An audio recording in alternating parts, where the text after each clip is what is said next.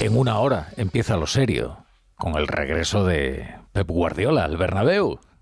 Primera final anticipada de cuántas se jugarán en esta jornada de la Champions League y en todas las que se jueguen a partir de ahora, porque todos serán finales anticipadas hasta que llegue la final verdadera. Real Madrid, Manchester City, que podrán vivir en la sintonía de Onda Cero con el Radio Estadio de Edu García. Nosotros les dejamos en media horita con Edu García a los mandos de su Radio Estadio y con todo el equipo de deportes de Onda Cero para que vivan la pasión de la Champions, y luego ya con el pitido final volvemos y les actualizamos las noticias del día. ¿Qué es lo que tienen que saber a esta hora de este gran partido? El Real Madrid, Manchester City. Pues las alineaciones.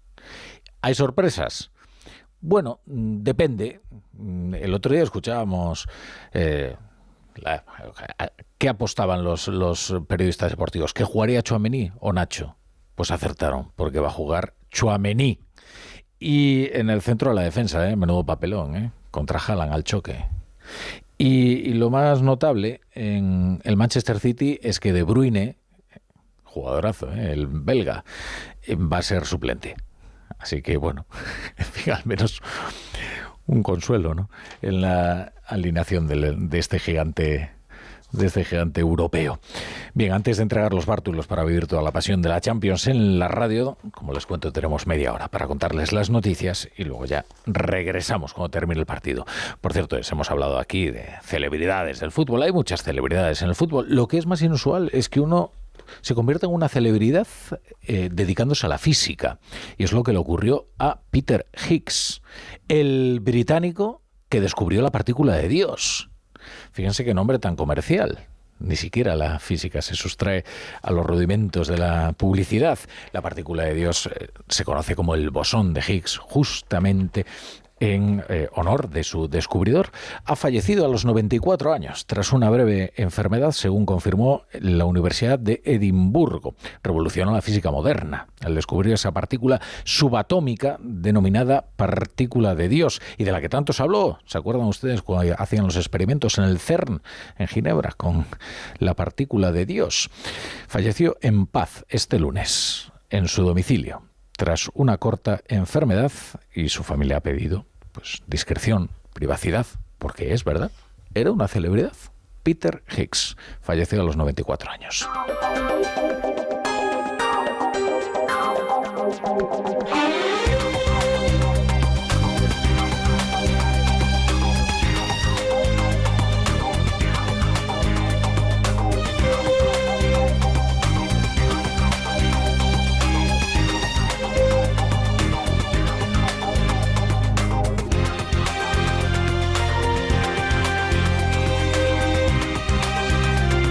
Bienvenidos a La Brújula. Si se incorporan a esta hora a la sintonía de Onda Cero, es evidente que el gobierno quiere convertir la vivienda en el gran desafío moral de la legislatura.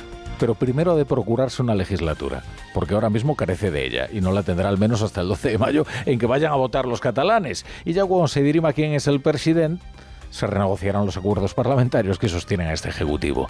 Y si ese presidente no es Carles Puigdemont, este se va a retirar de la política. Es el anuncio que le hacía hoy a Jordi Basté en una entrevista en RAC1.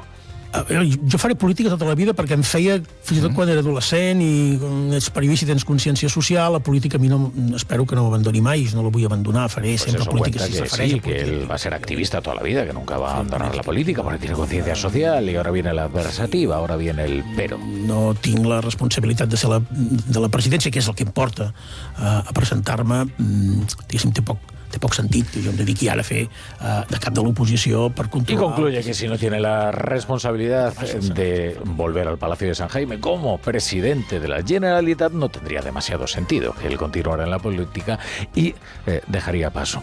En realidad, lo verdaderamente noticioso es que Carles Puigdemont esté en política, porque Carles Puigdemont ya se había ido de la política. Se le había echado en la política después de haber llevado a Cataluña al abismo.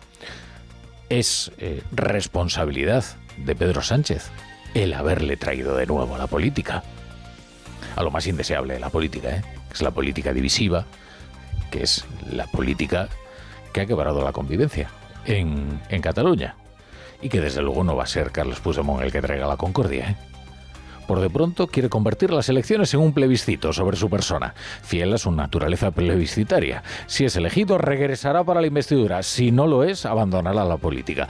Esto es lo que Pedro Sánchez le ha brindado, la posibilidad de un retorno cuando ya era un cadáver. Y la iniciativa en una campaña electoral que le concede toda la ventaja. Si ya anda discutiendo TV3, si hace el debate entre candidatos desde Francia, imagínense.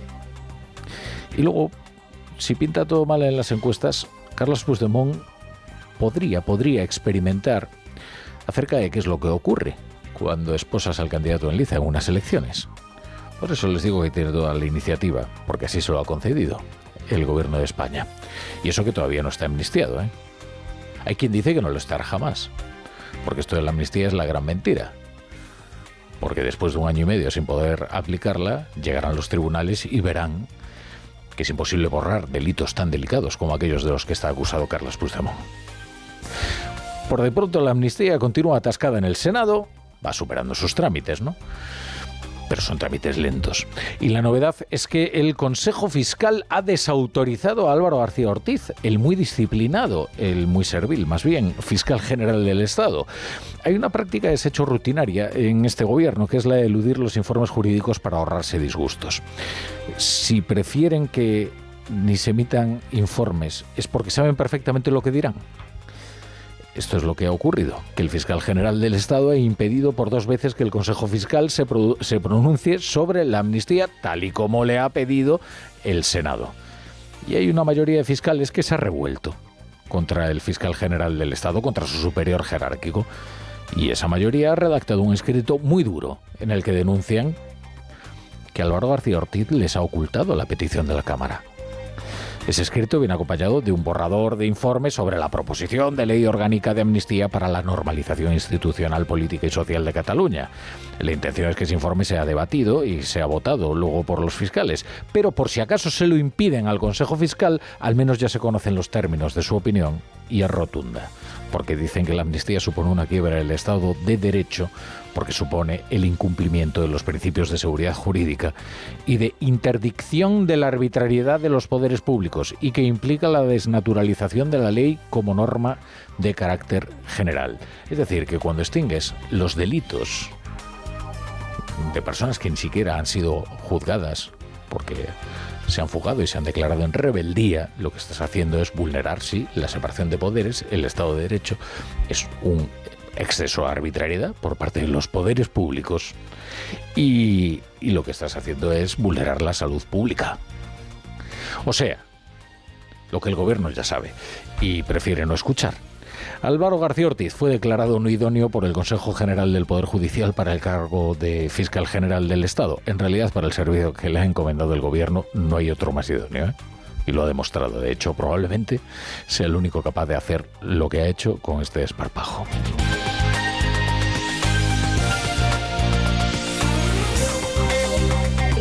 De las Golden Visa inmobiliarias sirven para dar oportunidades a quienes hoy tienen problemas muy graves que generan desesperanza en la ciudadanía en ciudades muy concretas donde existen pues una tensión de los precios y una falta de oferta residencial.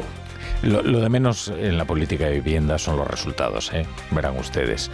De hecho, el más reciente intento por solucionar el problema real del acceso a la vivienda, sobre todo de los jóvenes, solo ha producido un encarecimiento del precio del alquiler, porque como se había predicho ha estrangulado la oferta. Y no solo por la amenaza de una limitación de precios, que es verdad que se ha demostrado completamente contraproducente allí donde se ha aplicado, pero que es verdad que, oye, es prerrogativa de las comunidades autónomas declarar una zona tensionada y establecer la limitación de precios. Y la mayoría de las comunidades autónomas han decidido no limitar los precios del alquiler muy sabiamente. Pero es que hay otras cuestiones de la ley que están estrangulando la oferta, Por ejemplo, la falta de garantías de los arrendatarios, el desprecio, en fin, de la propiedad privada. Y todo esto lo obvian aquellos que quieren hacer un análisis apresurado de la ley. Es que no se aplica. No, quizás el problema es que se aplica. ¿De qué servirá, por tanto, el fin de la Golden Visa que anunciaba la ministra de Vivienda, Isabel Rodríguez, tras el Consejo de Ministros, en este sonido que escuchaban? Pues de nada, en realidad. Se pueden invocar razones de todo tipo para impulsar una medida de esta naturaleza, pero no la eficacia, porque no sirve para solucionar el problema. ni siquiera persigue tal fin, ¿eh? Se puede decir que no es justo que alguien pueda comprar un visado mediante una inversión inmobiliaria, ¿eh? Que eso era lo que consagraba la existencia de los visados dorados. Incluso se puede cuestionar el tipo de inversores que la medida atrae.